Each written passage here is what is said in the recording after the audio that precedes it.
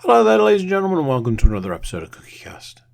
Today on CookieCast, it's the Darkest Timeline podcast. So it's me talking about stuff that interests me and might interest at least one person out there in the world. This week's podcast, at the time it was recorded, we're talking about running, and more running. There's a lot of running in this one, so if you're not here for anything running-based, skip to the end. Time management, climbing, running, birthdays. It's all here. There's the entertainment stuff, movies, TV, games, the lot. Whew, jam-packed. We should probably get into it then. Before we start, please do consider like, share, subscribe and comment, drop reviews and share the podcast around. Right, enough of that. Let's get going. So here we go. This is CookieCast, the Darkest Timeline podcast.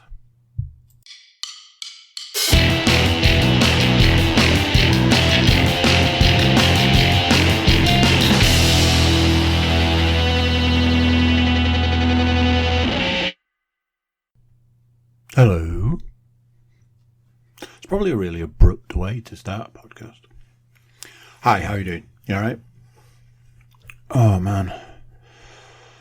Yet another example of a point in time where I knew that I had a certain amount of time to do this podcast.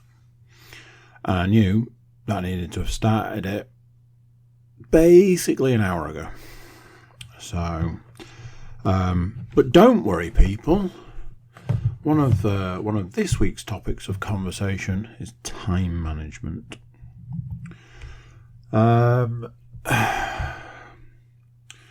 So,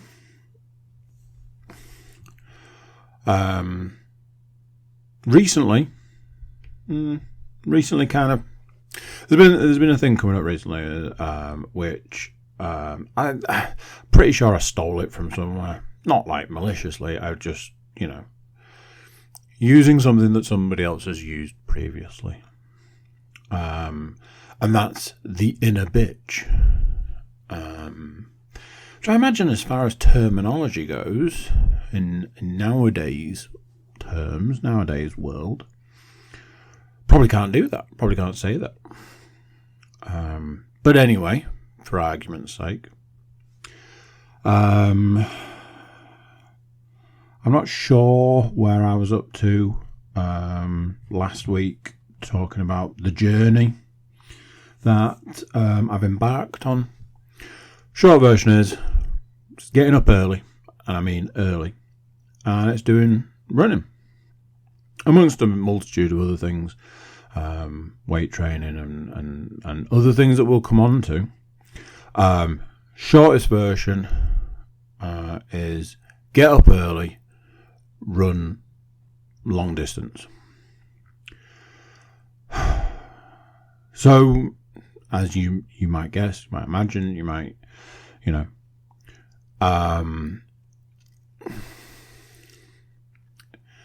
my inner bitch is not a fan of this new regime. The person that lives inside me doesn't want to get up early. Loves staying in bed. Absolutely loves staying in bed. Pull that duvet up on a cold winter's morning like it is at the moment. You pull it up, you really squeeze it in tight. Oh, it feels so good. Like a lovely warm hug. You know what's amazing? When you wake up a minute before your alarm goes off, and that alarm goes off at 5:30, because you go, oh God, no, when you went to bed at 12:30 and couldn't sleep. Which brings me to another point.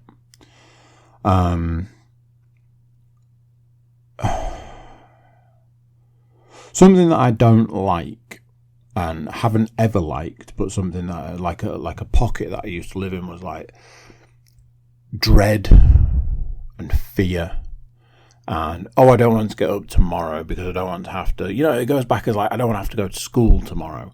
I don't want to have to go and do this tomorrow, that tomorrow, the other tomorrow.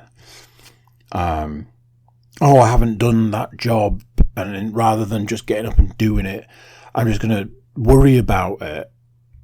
But if I'm not doing it, then I'm doing something else. And this was years and years and years and years of my life, until I realised that's no way to live. So why don't you just do the job now? Do it now. Do it now. Then it's done. You don't have to worry about it. I used to say that my laziness made me productive. Because I didn't want to have to worry about stuff and dread stuff.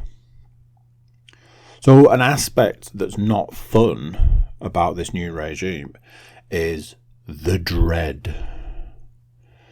So I dread getting up early. I dread the alarm not going off. I dread having to get out of bed. Having to get dressed in the dark because I can't put any lights on because I don't want to wake anybody up or disturb anybody or blah, blah, blah. And there's been like an aspect where I've had to like prepare a lot of stuff the night before. Oh, I need this for the morning, so I'll put it there. That sort of stuff. The thought of going out the door and running a long distance in the dark, where muggers and werewolves live. So there's a lot of that, and it takes a lot of time, a lot of effort, a lot of energy to silence that. But what I'm finding is that if I silence it in one way, it just looks for a different way. So I had a morning and I was so annoyed. I'm going to be honest. I like to try and be honest where I can. So I'm going to be honest and take it from there. One of my fears is that I get 5 miles from home and need the toilet. Take from that what you will. It is what it is. It's a fear of mine. I went out one morning and I was like, okay, I'm out, I'm running, feel fine, that's okay. So the little voice in my head was like, yeah, but didn't you need the toilet? Like, no, I don't think so. When's the toilet? When I got up? I'm fine. I don't know what you're on about. Yeah, but if you think about it, don't you need the toilet now? No. So, a mile ticks past, 2 miles tick past, 3 miles tick past. And this is the entire internal monologue. Do you need the toilet? No, I don't need the toilet. Are you sure you don't need the toilet? Yes, I'm pretty sure I don't need the toilet. I got to a point where I went, oh, well, going the route that I'm on, I will kind of technically go near the house on the back third/back quarter of the run. If for any random reason I suddenly decide that I need the toilet, can nip home, pause my run, go to the toilet, back out the door, and back on my way. It's no major issue. So the voice that was controlling this narrative then went, that's interesting. So what you're saying is you could go home in the middle of, not in the middle of, third left of your run, go to the toilet. Yes, if absolutely necessary, that's the case. And somehow this internal voice managed to grab like a nerve or a muscle or a something, and then it went, well, guess what? Yank. You need the toilet. And I went, shit, I need the toilet. So then I had to run home. Like I said, part of the run would have taken me near home. So I had to then take a detour, come home, run in, go to the toilet, which when I got to the toilet, I was like, wasn't that desperate though, was I? Go to the toilet, out the door, and back on to the run. So,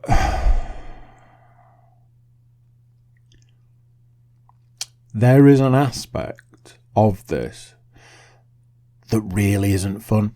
I was out running this morning. Today has been an absolute disaster. But I was out running this morning. I wasn't that far from home, which doesn't help. I'm running down a hill, which you'd think was, easier. And this was today's attempt at getting me to give it up. Today's attempt was, I don't like this anymore, and I don't want to do this anymore, so I should stop doing this. That was today's attempt. That was today's inner monologue. That was today's, what are you doing? Why are you doing this? You don't like running.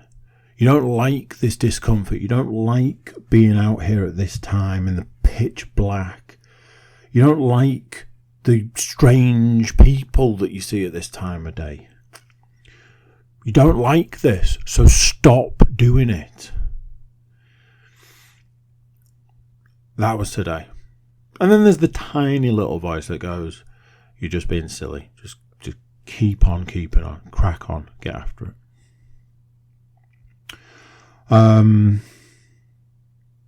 Last week's goal was all about the app I use for recording my runs. Gives you a variety of different achievements, but it will also tell you if you've done the longest or the furthest or the whateverist. So got an achievement early last week, which was, congratulations, this is your longest run. And I went, ooh, that's interesting, because in the past I've done 10Ks, which I've recorded on that app. So that means that I've done more than 10K. I knew that because it was more than 10K miles. Whatever. Instantly, my mind went, that's the new challenge. The new challenge is that from now on, every day that you go out the door, that you go out to run, every day that app needs to say, congratulations, this was your longest run. I was like, that's easy, that is.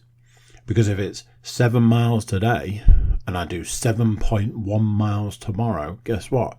Getting that achievement. So there was a day last week, Thursday maybe, I ran 8.11 miles and got the achievement of, this is your fastest run. I'd made a decision on Friday that with a park run coming up on Saturday, and I'm always trying to get the personal best for the park run and all this idea, that I would have a quote-unquote recovery run. Which meant I knew I wasn't getting that achievement because it was going to be a shorter distance. Just get out there, get a few miles under the belt, pound the pavement, back home. No dramas, no issues, no problems. There was a point where part of me wanted to take a turning to make it longer. I was like, if I just nip out here, I can add an extra half a mile. Because all I was aiming for was 5k, so I went on my 5k route.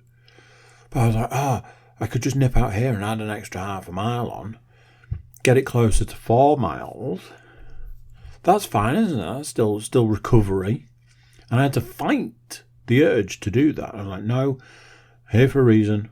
This is supposed to be a recovery run. We're just doing 5k. No worries. And even that, I was like, this is weird. Why am I looking to make this run longer? I did 8.1. I still haven't reached the coveted, at this point in time, breaking point. Had a whole distance set to do today. We'll talk about how that went in a bit. So yes, a bit of a strange time at the moment. I'd probably want to say that I'm not overly having a lot of fun at the moment, but it's kind of also a bit weird at the same time. Hard to explain.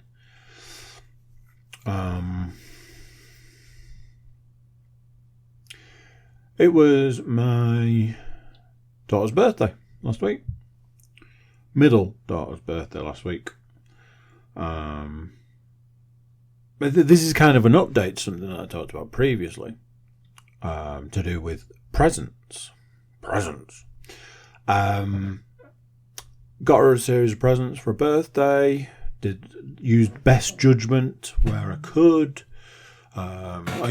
This went down well at Christmas, so rinse and repeat.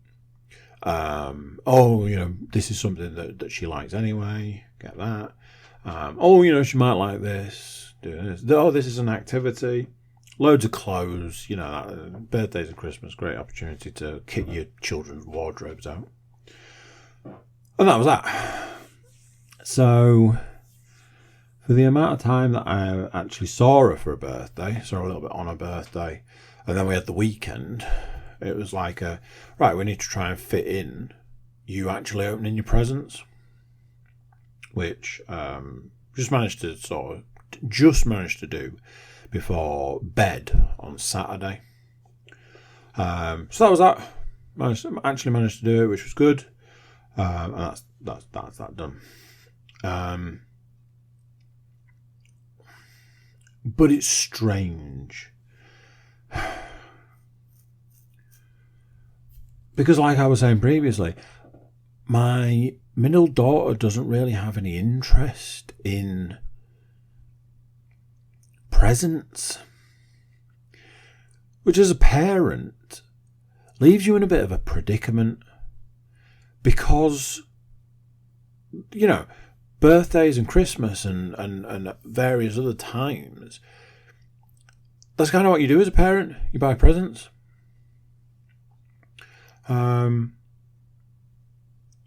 So she opened all of her presents, but wasn't really interested in any of them. But you could say, well, maybe they just weren't the right gifts. Maybe they weren't the right presents for her. Maybe they weren't things that she wanted. Maybe a multitude of different things that you could say. But I bought stuff that she asked for. I'd like this for my birthday. Okay, well, that's good because I've already bought it. So, win-win. And then just doesn't have any interest in them past the point of opening them.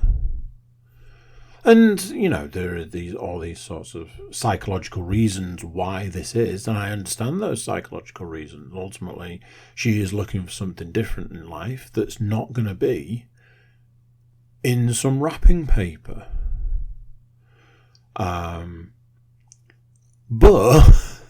I said this previously on a different podcast. I was like, it's kind of like almost like a contract. It is my birthday. You will buy me a gift. Yes, I will do that. I bought you a gift. Here you go. Okay, cool. I opened this gift. I have no interest in this gift. Okay. Now what? And she gets a lot from a lot of other things. Very imaginative and stuff like that. So,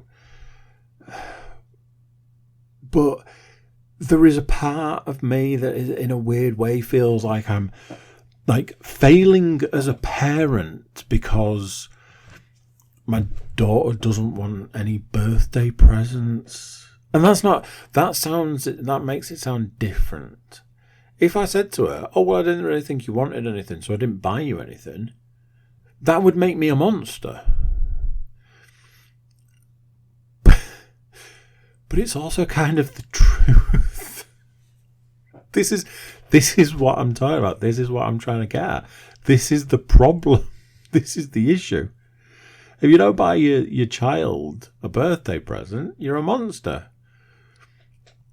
If the same child is not interested in something that you buy them,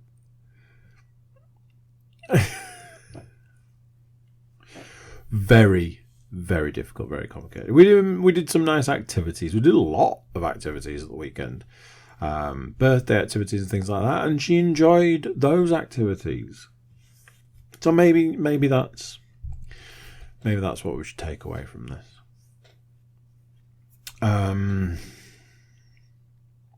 I've written more running stuff in the section that's not about running. Going back to what I was saying, like I haven't reached that coveted breaking point.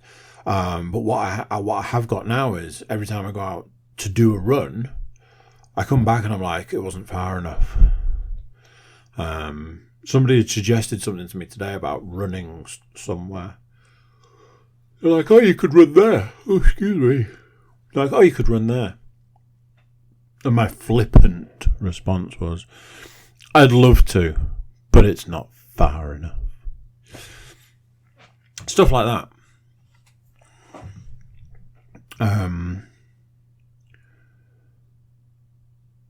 So, one of the birthday activities we were doing, we went to the climbing wall, the climbing place. Now, this is somewhere that we used to go years and years ago. I said to the guy who I was getting us all booked in with, I was like, my eldest used to come here years ago. My middle daughter, she also used to come. She probably didn't do any climbing because she was in the sling. So that shows how many years ago it was that we used to go. It's changed a lot since then, but we went. So I was like, look, these guys want to do some climbing. I've got podcast alum, Edward, was there. And myself to supervise. What do I need to do to be able to supervise? And the guy's like, okay, you would need to do an induction. I was like, that's not ideal. He's like, look, I can whiz you through the induction, 20 minutes. Are you looking to climb? I said to him, sir, I am a very large man. I'm also very old. Climbing is not the thing I should be doing with my time. So I am good, thanks. He was like, that's fine, no worries. You still need to do the induction so you can supervise. That's okay. I was like, cool. Let me go and sort the children. I'll come back and we'll do this induction. He was like, you need to fill some forms in anyway. So I went off with the iPad thing and I was doing the forms and everything was going great. And when I returned with all the forms completed, he went, what shoe size are you? I was like, I'm sorry, what? What shoe size are you? I was like, oh, maybe I need to wear the shoes to go around. He's like, because you'll need some shoes because you need to do a little bit of climbing. Like, pretty sure I said I didn't want to do any climbing. I wasn't here to do any climbing. I'm just here to supervise. I'm like, whatever, give me some 12s. So he gave me some 12s. He was like, right, let's go and do the induction. And he was like, this is that, this is the other. This is a wall, this is a thing to hold on. This is how you do this. Let me demonstrate. Okay, I'm cool with this. I'm on board. He was like, we do need to see you do some of the climbing so that we know you understand it. I was like, you son of a bitch. I was like, okay, what do I need to do? He's like, use this colour and go across. I was like, okay. So I did my best. And he's like, right, let's go through some other stuff. I was like, okay, cool. And he's like, right, you need to also go up. So I need you to climb up this wall. And I'm like, what? What happened to the, you don't have to do any climbing if you don't want to? This was the point in time that I realised that this had actually turned into a hard sell. So here's the thing. Here's what I worked out. A small child probably doesn't generate a lot of climbing because climbing is designed for people of a certain size. You need to be able to reach and hold and grab and do things, and you can only achieve that when you are a particular size, particular height, particular build. Children, small children, do not generate climbing money, i.e., they're probably going to do it once. They're probably going to realise it's not all that much fun when you can't do half of it, 2/3 of it, 3/4 of it, and they're never going to come back. Money out the door. Parent goes, well, I'm not taking you to that climbing place if you're not going to do the climbing, and that business is lost. However, adults, they do climbing. They have got the reach, and there's probably a lot in there for them. So that's where the money is. This guy, we can get him in once a week, twice a week, 3 times a week at 10 whatever pound a throw, 10, 12, 15. He's going to buy coffee when he's here. Look at this guy. This guy likes coffee. He's going to buy coffee while he's here. There's money in the till. There's money in the bank. So I realised, once we reached a certain point, that it was like part hard sell, part like cult indoctrination. I was like, what's going on? What's happening here? You'll be pleased to know that when I went so far up the wall, he was asking me to do something. I was like, I can't do that. So I did what any normal human being would do, and I faked a kind of fall and came down. What was cool was, did manage to twinge my back and hurt my knee. So I was, big thumbs up on that one. But it did allow me the opportunity to, to supervise my children climbing. Now, as I said, my eldest, she's done the climbing before, but it was years ago. She was small. She is now not as small. And for want of a better way of putting it, she absolutely loved it. Like it ignited a fire deep inside her. It was like, where have you been all my life kind of thing. She was already talking about buying her own shoes. Because when she used to go when she was little, she had shoes and things like that. I love stuff like that. As a parent, I love stuff like that. Whenever my children show any interest in anything, I'm like, yes, let's do that.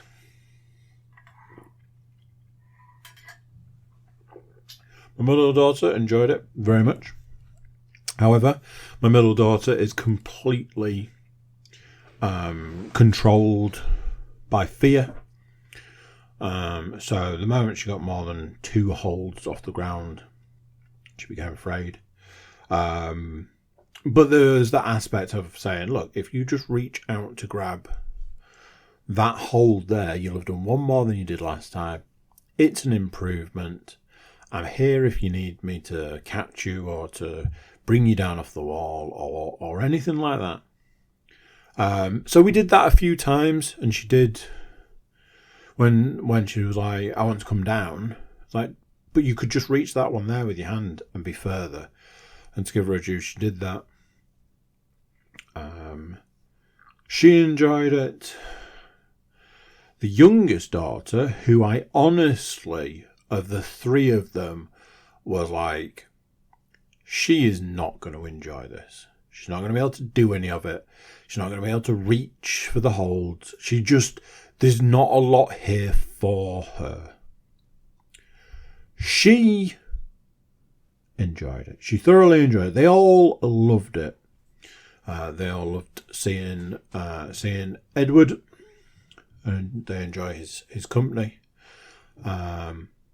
It was a great time all in all. As it was, I had a spot of lunch, and then it was time to go off to the cinema, which we'll talk about in a bit. But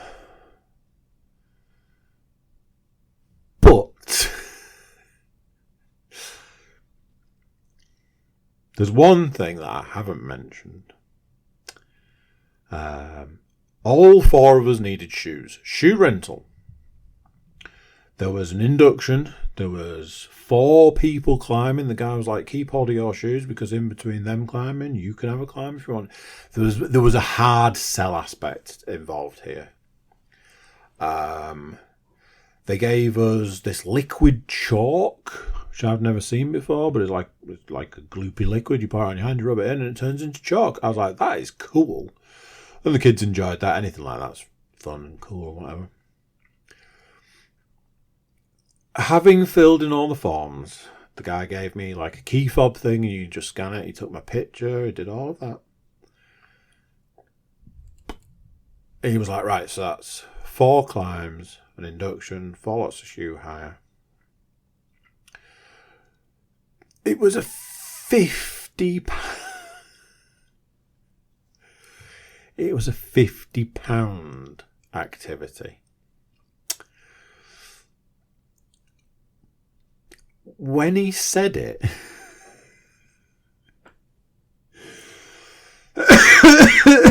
when he said the amount, I nearly went, I'm sorry, what?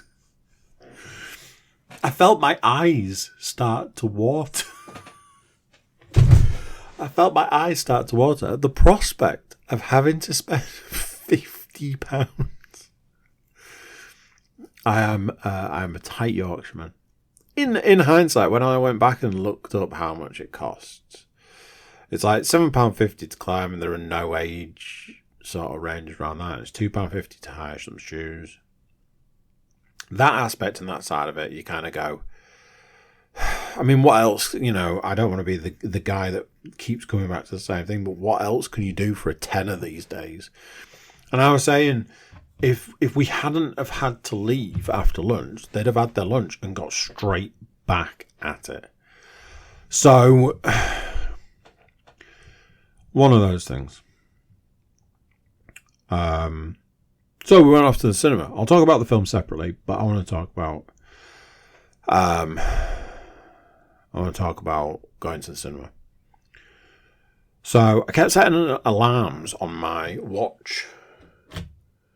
I kept I'll set an alarm for, the first one I set was 45 minutes. In 45 minutes, we need to be getting some lunch and getting out of here.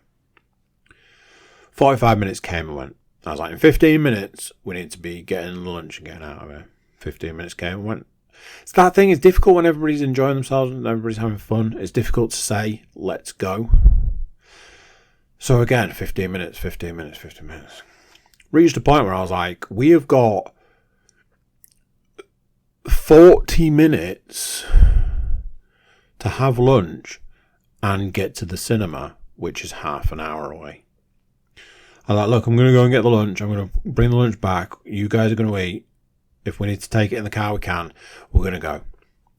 Then there was a situation where I was like, Ed, do you need a lift home? He was like, I was going to do this, but I'm not going to now. So, don't worry about giving me a lift. I was like, Ed, I would have to drive past your house to get to the cinema. Let's go. So there was this thing. We were basically screeching into the car park sideways. I was ejecting my eldest from the car and saying, go and find the people that we're supposed to meet. I'll sort these guys out. And as it was, we got there and I was like, we're technically late because the start time was 25 past and we got there I'm pulling into the car park at 23 minutes past, and we get to the desk where they do the tickets and things at 25 past. Technically, the film will have started. Now, you and I both know that after 20 to 25 to 30 minutes of adverts and trailers and God knows what else, turning up at 25 past is not actually that big a deal if you're just there to see the movie. But we weren't just there to see the movie, we were there to meet people. So we should have been there early. And we weren't. And I had this realisation, and it's something that keeps coming up and keeps coming up and keeps coming up. And it's hard to admit, but I'm starting to think I've got really bad time management. And I've always considered myself to be the guy that's early. I'm always early because I'll leave. If I need to be somewhere in 20 minutes, I'll leave. Half an hour to 40 minutes before I have to be there. Job done. No issues, no drama, no worries. But on the flip side, more and more and more and more and more recently, this thing keeps coming up. And I think the result is that I have bad time management. And this is a problem for me because I never realised that was the case. And I'm also not sure that it's always been the case. I've had this thing recently where I keep saying to like my youngest daughter especially, I'm like, I don't want us to be late. Now, we're not late. We're never late. We get to places on time or early. So think about that. As a parent with a child, to turn up anywhere early is a feat in itself. That's not what I'm referring to, though. Because to turn up early, I will have shouted for an irrational reason. I will have hurried one or more of my children in a probably irrational way. And I will turn up sweating buckets because I've gone from a run to a shower to getting dressed to putting shoes on to getting a jacket to getting a hat to getting out the door to getting in the car to going, oh my God, why is it so warm when it says it's -2 and I'm pouring with sweat? That is what I'm talking about. Now then, 2 weeks ago, it backfired on me. Not in the way you would think. It backfired on me in the sense that having raced and done all those things I listed, run, and it wasn't even a run, it was a treadmill thing, and a workout, and a shower, and a dog walk, and blah, blah, blah, blah, blah. Me and my youngest daughter went somewhere, and we got there, and we were way too early. We were like 15 minutes too early. The lady that runs it was like, "Oh, I was doing stuff. I was doing some lesson preps and things like that. I didn't expect anyone to turn up this early." I was like, "Yeah, I didn't want us to be late, and this is the result." We have pretty much never been late. But I was like, I just don't want us to be rushing out the door. I just don't want me to have to be like, oh my God, can we just do it? I don't want that anymore. I want us to just take our time and relax and just get there. And then it went completely the other way. So after that situation, I was like, well, now I've overcorrected. I've corrected too much. Now, we need to go back the other way. And then I think I've corrected too much the other way. Because, here's the other situation. Some would say we were technically late. And I'll admit that. I tried to do too much with too little and ended up in that situation. Now, I will still maintain we were on time for the film. But, yes, as I said, we were meeting people, so technically we were late. There. What made it worse was the people that we were supposed to be meeting were at a different cinema.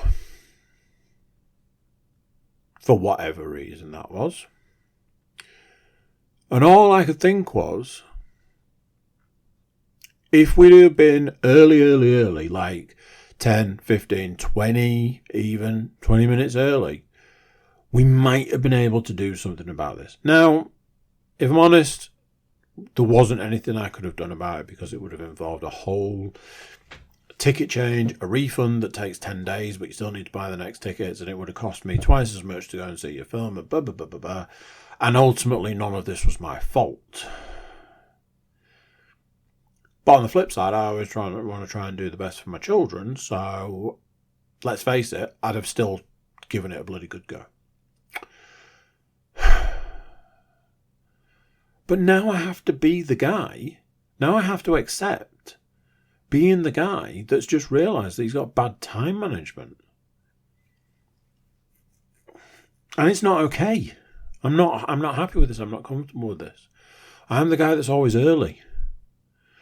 But I think what I'm looking at now is at what cost? At what expense? So this is now another thing that I have to start looking at and correcting and changing and making better. I was just about to say one last thing on running, but it's not at all. I've got another thing on running. What another thing about running? As I'm sure many of you know, I don't run on a Sunday. It's kind of a written in stone kind of thing. I do not run on a Sunday. Sunday is a true rest day from running. I do other stuff. I got out yesterday. It was either the first or the second time I'd walked the dog, or both. So it's Sunday. I'm there to walk the dog. And I saw someone running. And I was like, hey, look at them, they're getting after it. And I saw another person running very quickly after this. I was like, hey, there's another person running. I wonder how far they're going today. I saw another person. They were also running. I'm like, what is this? Running Sunday? And I was like, oh man, look at them. Out here, running, getting after it, getting it done, getting it in. All of those other phrases that you can say to say that that person is ultimately doing what I'm not. They're getting better while I'm getting worse. And it was the realisation that I've now become jealous of people running when I'm not. What is happening to me? What has gone wrong here? This morning, again, tweaks and things needed to be put in place so that I can do the things that I'm trying to do. So this morning, I decided to get out in front of it. I went, I've got a great idea. I will go to the toilet before I leave the house. I went to the toilet before I left the house. I had already got my running stuff out in a pile ready. And also collected the stuff from downstairs that I needed to put on before going. My shoes were where my shoes live, my earphones were where my earphones live, my gloves were where my gloves live. Everything was ready and in place. I just had to do the things I need to do. Now I will hold my hands up on this one. I'm just real sluggish at 5:30 in the morning. Everything takes longer when I'm also trying to do it in the dark. And a whole host of excuses, which means I ended up leaving late. And it wasn't a little bit late, it was a lot late. And I didn't think anything of it. All I thought was, I'm going out the door now to run, wait for it, for 9 miles. That was today's objective, to run for 9 miles. So I'm out there and I'm running. And I'm plodding along, doing my run. I'm like, why are all these people out and about this time of day? like on the run that I'm doing at the moment, once you turn a certain corner, it's just people. And it's depressing. It's dark. There's a bajillion cars and also a bajillion people out and about, people waiting for buses, people walking, other runners, and loads of cars at stupid o'clock in the morning. It's still dark. How depressing. I'm like, what are all these people doing here?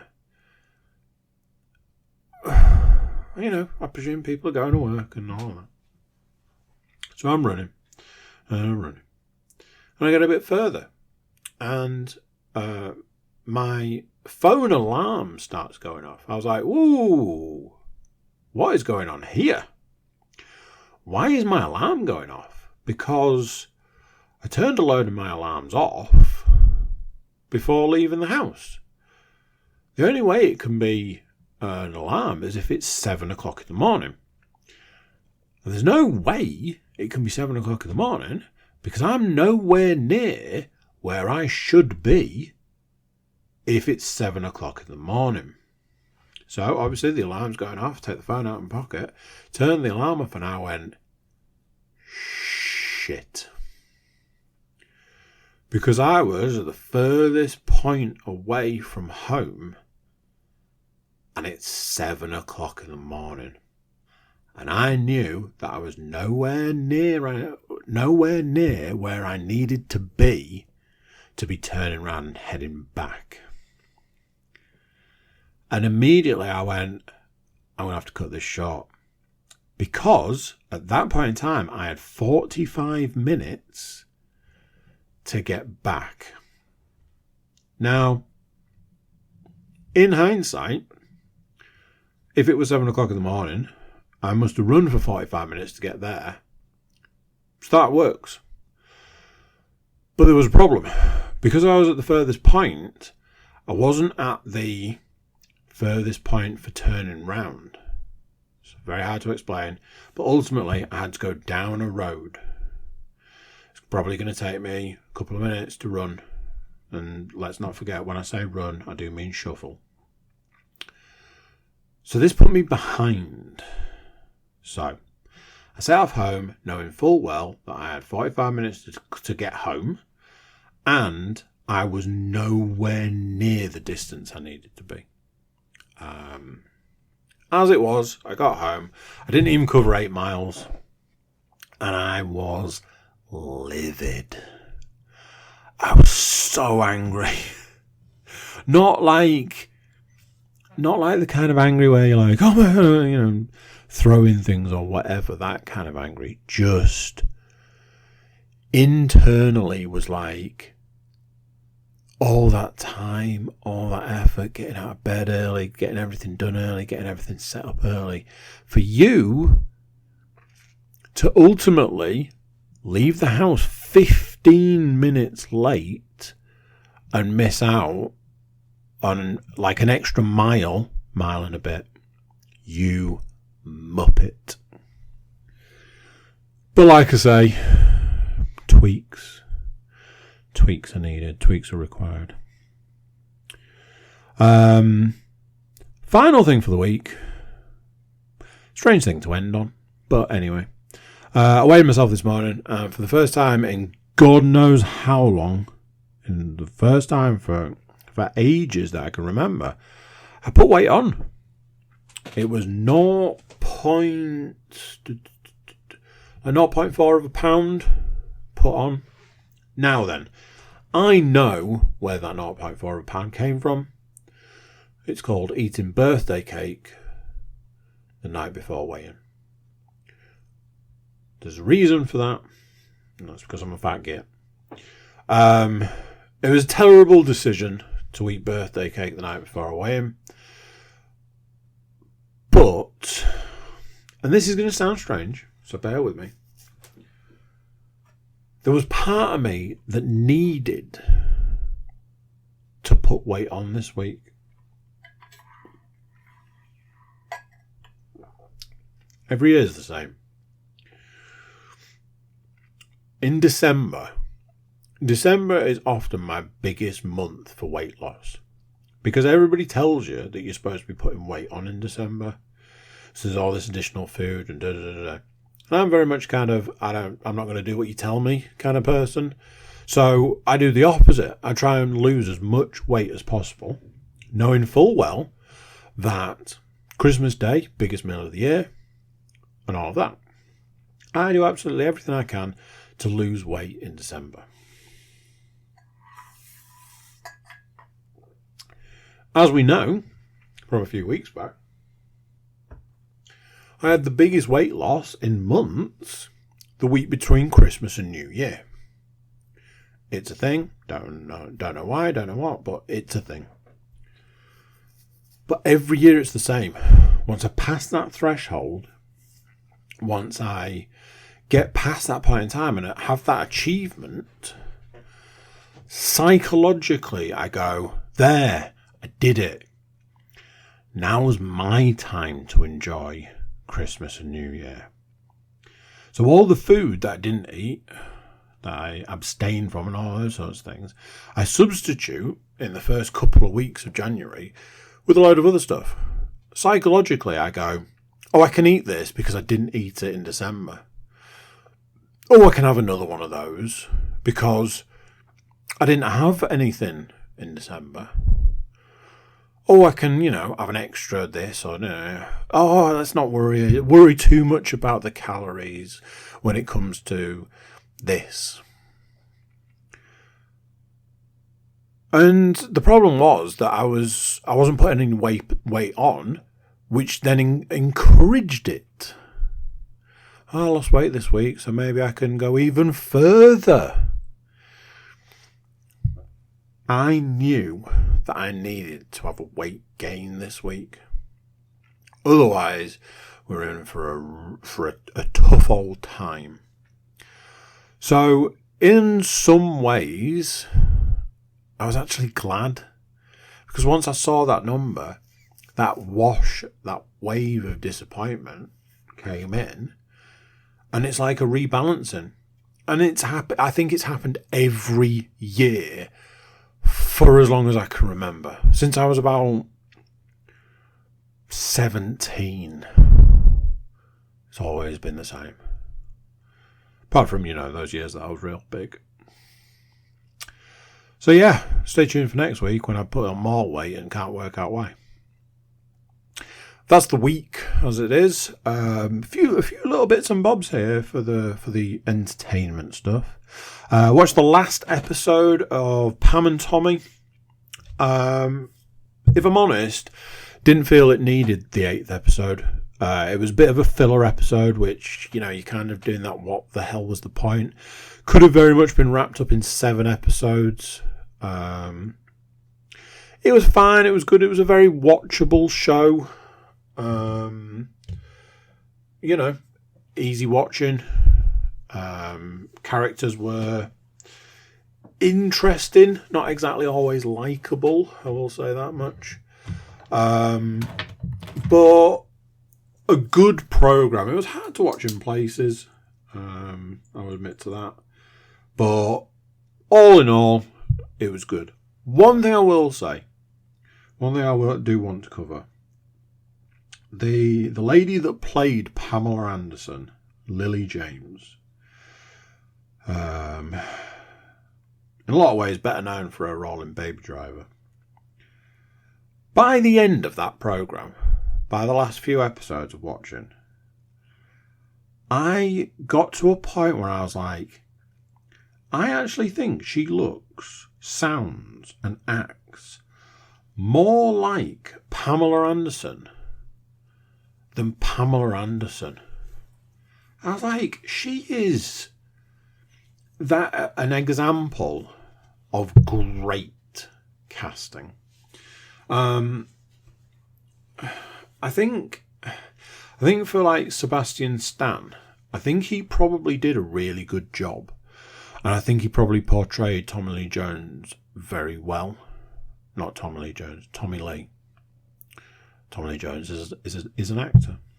Tommy Lee, I feel he portrayed him probably very well. But he was fucking annoying. So there was that.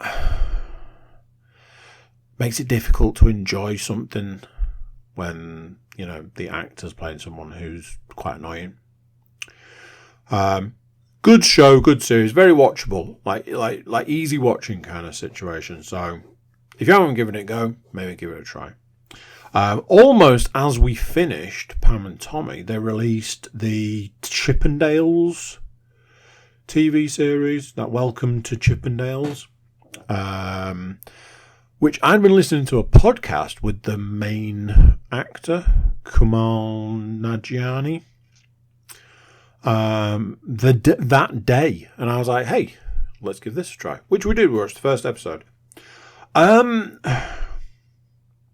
was fine. It was great. It was all good, all groovy, all gravy.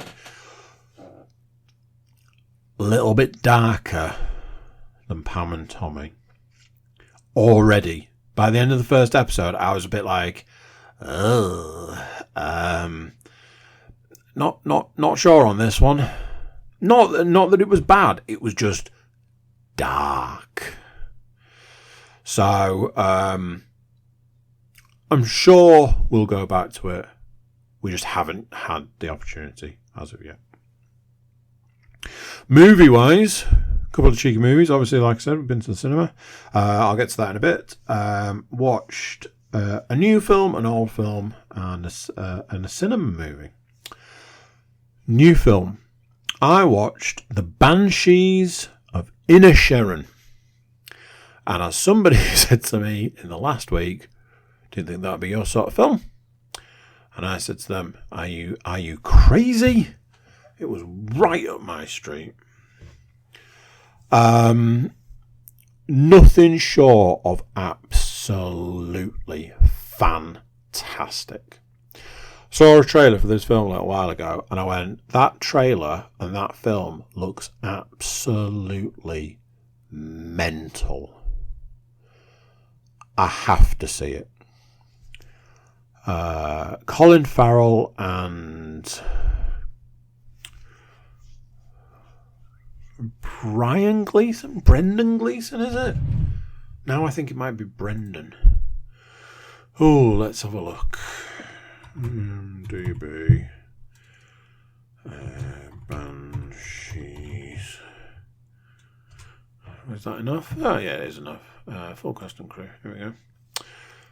Colin Farrell, Brendan Gleeson. There you see, I do know some stuff. The story is essentially that they are friends, and then one day Brendan Gleeson's character decides he doesn't want to be friends with Colin Farrell's character anymore. And it's just this thing of escalation. What starts out as one guy going, look, I just don't want to be friends anymore. And the other guy going, why? It's like, I just don't. Turns into absolute carnage. It's one of the darkest dark comedies you'll ever see, and it's hilarious whilst also being not funny at all. Another one that's got some real dark twists in there. Oh, it was so good. It was so great. It was fantastic, but also a little bit haunting. So good. Such a good film. If you've got Disney, one of those that it went on to Disney, like, I think it had only been at the cinema a short amount of time, and then it was on Disney Plus. And I'm like, I wanted to see that, and it's on Disney. I'm going to watch it. And I did. And it was fantastic. As you know, I've been working my way through the John Wick films, and I finished John Wick 3. Very much like John Wick 2, I enjoyed it a lot more watching it this time. I don't know if it's a case of watching them in order so close together or what. I just found that I enjoyed it more this time. There was something in it which I think I must have... There was a couple of things in it that I think I must have kind of missed the first time. So having that sort of reminder of those, I was like, I never realised that the first time I watched it.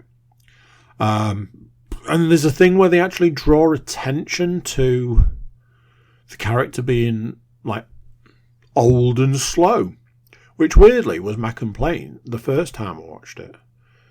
The fight scenes felt slow, so I'm not sure if that was like intentional. I don't know. All I know is I enjoyed it a lot more this time. I'm very much ready for the fourth one to see what that one brings. We went to the cinema. I must have said that 50 times. We went to the cinema to see the Matilda musical. I believe it's called Matilda the Musical. One of those, not exactly my cup of tea, but one of my daughters, desperate to see it. Another one of my daughters would have very much liked to have seen it. And the other one, I don't know if she could have really cared less. However, enjoyed it a lot having seen it. We went, we sat, we watched it.